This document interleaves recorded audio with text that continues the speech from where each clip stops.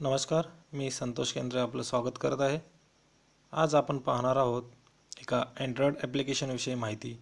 त्या ॲप्लिकेशनचं नाव आहे blend collage. हे ॲप्लिकेशन प्ले स्टोअरला मोफत उपलब्ध आहे। प्ले स्टोअरला जाऊन ब्लेंड कोलाज फ्री असं सर्च करून ते डाउनलोड करून घ्या। मी माझ्या मोबाईलला ते डाउनलोड केलेलं आहे। चला तर मग पाहूया प्रत्यक्ष ब्लेंड कोलाज हे कसं काम करतं। प्रथम मी हे ब्लेंड कोलाज माझ्या मोबाईलला आहे ते मी ओपन करणार आहे। ओपन केल्यानंतर आपल्याला तीन ऑप्शन दिसत आहेत। एक आहे क्रिएट कोलाज, दुसरा आहे माय कोलाजेस आणि तिसरा आहे ट्युटोरियल। तर क्रिएट कोलाज इथं आपल्याला प्रत्यक्ष या ऑप्शनमधून काम करायचं आहे। माय कोलाजेसमध्ये आपण आत्तापर्यंत या अगोदर तयार केलेले सर्व स्लाइड्स, सर्व केलेलं काम इथं आपल्याला पाहता येईल। ट्युटोरियलमधून आपण हे ॲप्लिकेशन वापरायचं कसं याविषयी माहिती मिळवू शकतो। तर चला तर मग तयार करूया एक कोलाज। क्रिएट कोलाजमध्ये जायचं आहे आपल्याला। मी ओपन केलेलं आहे। इथं स्क्रीनच्या खाली आपल्याला काही ऑप्शन दिसत आहेत, लेयर्स, ॲड आणि बॅकग्राऊंड। यातलं मधलं जे आहे ॲड त्याचा आपण वापर करणार आहोत। ॲडला टच केल्यानंतर चार ऑप्शन आलेत, फोटो, कॅमेरा, टेक्स्ट आणि क्लिप आर्ट। तर चला फोटो हे पहिला ऑप्शन आहे ते पाहूया आपण। फोटो या ऑप्शनला टच केल्यानंतर आपल्याला आपल्या गॅलरीमध्ये असलेले सर्व फोटो फोल्डर इथं दिसणार आहेत। यातला कुठलाही फोटो आपण सिलेक्ट करून त्याचं कोलाज करू शकतो। नंबर 2 आहे कॅमेरा। याचा वापर करून आपण प्रत्यक्ष फोटो काढून तो फोटो आपल्या स्लाइडमध्ये, आपल्या बॅनरमध्ये त्याचा आपण वापर करू शकतो। तिसरा आहे टेक्स्ट। याचा वापर करून आपण बॅनरवरती, फोटोवरती, स्लाइडवरती आपण लिहू शकतो। क्लिप आर्टमध्ये काही क्लिप आर्ट दिलेले आहेत, त्याचा आपण वापर आपल्या कोलाजमध्ये करू शकतो। आता आपण एक स्लाइड, एक बॅनर आपण तयार करून पाहूया।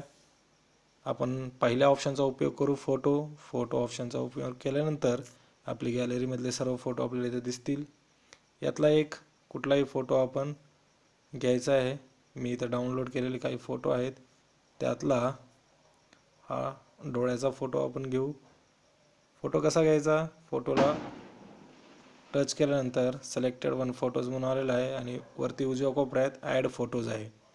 ॲड फोटोजला क्लिक केल्यानंतर तो फोटो इथं आलेला आहे ॲप्लिकेशनमध्ये। हा डोळ्याचा फोटो आपल्याला इथे दिसत आहे। याच्या बॅकग्राऊंडचा जो कलर आहे, बॅकग्राऊंडचा कलर थोडासा वेगळा आहे आणि फोटोचा कलर वेगळा आहे, त्यामुळे आपल्याला हवा तेवढाच आपण फोटो इथं क्रॉप करून घेणार आहोत। क्रॉप करण्यासाठी प्रोसिजर काय ते पहा। फोटोला टच करा, मध्ये इथं मास्क म्हणून ऑप्शन आलेला आहे, मास्कला टच करा। त्यानंतर हा फोटो थोडासा मोठा होईल। आपल्याला हवा तेवढा फोटो बोटाने आपल्या टच करून तो क्रॉप करून घ्या। जेवढा आपण भाग सिलेक्ट केलेला आहे तेवढाच भाग आता राहील, बाकीचा उडून जाईल। हा फोटो आपण याचा आकार मोठा, छोटा किंवा त्याचं स्थान पण आपण बदलू शकतो। हा इथं आपण घेतलेला आहे। आता आपल्याला अजून एखादा जर फोटो घ्यायचा असेल तर तो पण आपण इथं घेऊ शकता। त्यासाठी प्रोसिजर काय, परत ॲड, परत फोटो। आता आपण हा नाकाचा फोटो घेऊ। याला टच केलं, सिलेक्ट वन फोटोज, परत ॲड फोटो, हा इथं आलेला आहे। याचा पण आपल्याला काही भाग जो आहे तो कट करायचा आहे। त्यासाठी मास्क करून आपल्याला हवा तेवढा फोटो आपण क्रॉप करून घेऊया। त्यानंतर ओके केल्यानंतर हा इथं आपण फिक्स करूया।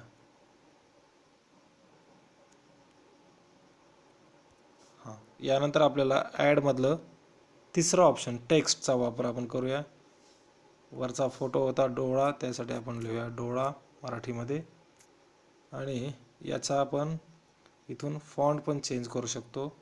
हवा तो फॉन्ट आपण घेऊ शकतो, जो आपल्याला योग्य वाटेल तो। त्यानंतर इथून कलर देऊ शकतो, फाईल कलर 1 थोडासा फिक्कट आहे, अजून थोडा डार्क करण्यासाठी फाईल कलर 2 ला आपण तोच दिला। त्यानंतर बॉर्डर कलर आहे, बॉर्डर कलर आपण ब्ल्यू घेऊ। त्यानंतर सेकंड बॉर्डर कलर आहे, हे आपण येलो घेऊ। शॅडो कलरसाठी आपण ब्लॅक वापरू. अशा प्रकारे हा आकर्षक असं एक नाव याचं तयार झालं, ते आपण इथं ठेवूया. याला छोटा मोठा आपण करू शकतो याला पण.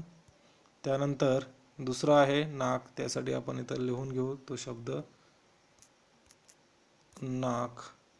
याला पण आपण बोल्ड करू शकतो. फाईल कलर आपण चेंज करू याचा आता.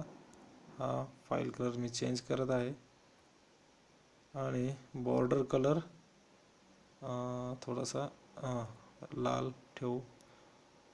त्यानंतर सेकंड बॉर्डर कलर चेंज केलेले आहे. ठीक आहे. अशा प्रकारे आपण आपल्याला योग्य वाटेल त्या पद्धतीने आकर्षक पद्धतीने आपण नाव लिहून ठेवू शकतो. यानंतर क्लिप आर्टचा पण वापर आपण यात करणार आहोत. इथं बरेचसे क्लिप आर्ट दिलेले आहेत. आपल्याला जे हवं असेल, जे योग्य वाटेल तो क्लिप आर्ट आपण इथं वापरू शकता. आपण हे बाणाचं क्लिप आर्ट घेऊ, ते इथं ठेवून देऊ. त्यानंतर अजून एक वरच्यासाठी पण क्लिप आर्ट घेऊ, हे घेऊ. याला ठीक आहे, आपल्याला याला जर हे वापरायचं असेल तर याचं आपल्याला स्थान बदलायला लागेल. हा डोळा इकडे घेऊ, नाव आणि चित्र या बाजूला घेऊ. त्याच्यानंतर हा इथं डोळा, एक क्लिप आर्ट इथं ठेवू. अशा प्रकारे तुम्ही तुमच्या कल्पकतेने याचा अजून आकर्षक पद्धतीने वापर करू शकता. आता याला आपल्याला बॅकग्राऊंड द्यायचं, तर इथं राईट साईडला बॅकग्राऊंड हे ऑप्शन आहे. त्याला क्लिक केल्यानंतर वेगवेगळे बॅकग्राऊंड आपल्याला देता येतात. पहिलं आहे कलरचं, त्यातला आपण बॅकग्राऊंड देऊन बघू आपल्याला कुठला योग्य वाटतो तो. तुम्हाला जो योग्य वाटेल तो आपण इथं घेऊ शकता. मला हा योग्य वाटतोय, मी याला घेतलेला आहे. अशा प्रकारे याला सेव्ह करायचं आहे.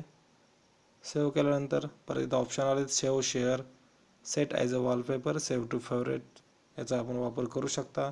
आपण इथं सेव्ह करणार आहेत. परत तुम्हाला विचारणार आहे याची तुम्हाला क्वालिटी कुठली हवी आहे, स्टँडर्ड, हाय का मॅक्झिमम. आपण याची हाय क्वालिटी घेऊया. Please wait, the college has been save, म्हणजे आपला हा कॉलेज आता गॅलरीमध्ये सेव्ह झालेला आहे. पाहूया आपण गॅलरीत कुठं सेव्ह झालेलं आहे. मी माझ्या मोबाईलची गॅलरी ओपन करत आहे. त्यामध्ये ब्लेंड कॉलेज नावानं हे नवीन फोल्डर तयार झालं आहे. इथं हे